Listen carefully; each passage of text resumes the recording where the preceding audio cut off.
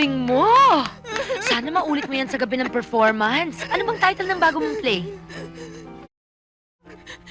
Hindi naman ako nag-iensayo. Sugatan talagang buong puso ko't pagkatao. Tapos, pinalakpakan mo pa ako! Naku, Mari, sorry kasi akala kasi namin drama eh.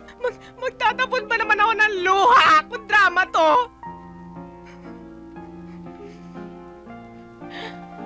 Naalala mo ba nung nag-shopping tayo? Oo. Diba? Tinanong mo sa akin kung bakit ako bumibili ng mga damit panlalaki. Diba sinabi ko sa'yo, para sa tatay at sa kuya yun, diba? Oo. Kay Bernardo yun eh. Kala ko matutuwa siya. Ayun, nandun sa apartment ko, sinoli niya lahat.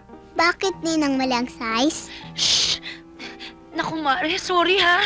Sorry. Kaya mo yan, naku. Wala yan. Sabi niya hindi na daw niya kaya. Makakasalan na daw niya si Mecho. Ano? Kinabuntis siya eh. Magiging ama na daw siya. Kumari, naku. Hindi, kaya mo yan. Naku, wag mong dibdibin. I hate men! I hate men! Alam mo, Odette, tama yung sinabi mo eh. Pare-pareho lang sila. Dapat hindi mo na pinag-aaksaya ng panahon at pagod. Importante lang talaga pera. Talaga. Yan ang sinasabi ko sa'yo nung pa eh. Naku, kaya kayong dalawa ha, pwede ba tigilan nyo ng pagmamatchmaking ninyo sa amin ni Steve? Alam mo, yung physical attraction, delikado yan eh. Dapat yan, medyo kinikilatis ng mabuti. Kaya tama na kayo ha, tigilan nyo na ako. Kayo po ba ang mami ni Gilbert? Tama. Mrs. Gracia Cariaga. Inday. Kung gusto nilang hintayin si Gilbert, dito ka na muna. Huwag ka na munang umalis. Samahan mo sila, ha? Excuse me, Clarissa, Mrs. Cariaga. Diyan ka lang. Huwag mo akong talikuran. Ikaw ang gusto kong makaharap. Alam ko na. Alam ko ng mga eksenang ganito eh. Kumita ng mga dramang ganito sa TV at sa pelikula. Si Gilbert ang pagsabihan niya, wag ako. Iisa lang ho masasabi ko. Mahal ko ang anak ninyo at hindi na yung mababago. Kung talagang mahal mo si Gilbert, hiwalayan mo siya. Bigyan mo siya ng pagkakataong makatagpo ng isang disenteng babaeng babagay sa kanya. Baka naman alokin niyo pa ako ng cheque sa oras na to. Sa anak niyo na lang ho ibigay. Total siya nang gumagasta dito eh. Napakabastos mo talaga, no? Kinakausap ka ng seryoso ng mami. Kung ano-anong kalokohan lang lumalabas yan sa bunganga mo. Bahay ko to. Sasabihin ko kung anong gusto kong sabihin. Kayong mag-ingat sa inyong pananalita.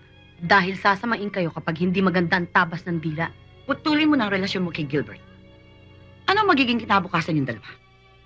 Ano ang kinabukasan ng aking anak sa'yo? Eh sa inyo, anong magiging bukas ng inyong si Gilbert? Ang itulak ninyo kahit na sinong babaeng mahalin niya? Hindi ako Mrs. Cariaga. Kapag akong inape, patawarin ako ng Diyos, mapapatay ako.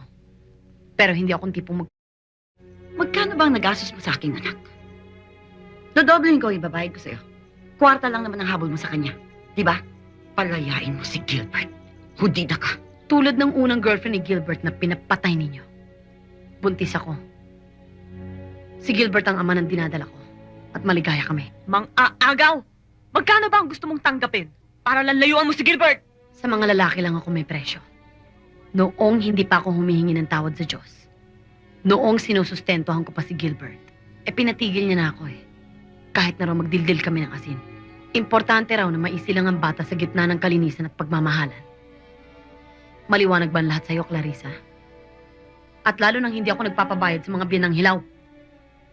Tena iha. Nagkamali tayo ng taong pinuntahan. Mahirap nang umintindi ng katuwiran ang mga taong gutom sa salapi. Tama, mami. Nangangarap kasing makasilo ng doktor eh. Hindi nga tayo dapat magtagal dito.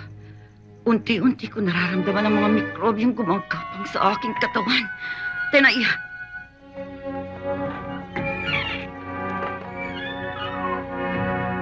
Bye, mikrobyo!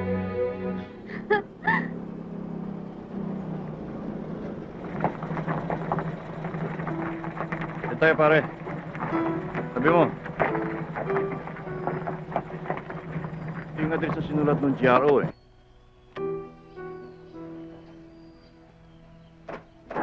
Taxi! Taxi!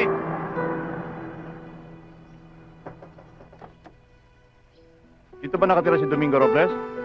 Tatay ko po. Pwede ba siyang makausap? Ayun po. Kaalis lang po.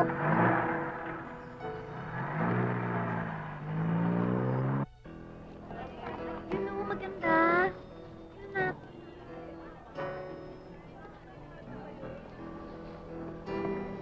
Okay, narito na kami. We're tailing the subject. Yun din o. Domingo Robles. Pwede ka bang maimbitahan? Bakit? Sa presinto lang tayo mag-usap. Pigilan yan! Susundan ko si Robles! Tiga! Tumama ka sa amin!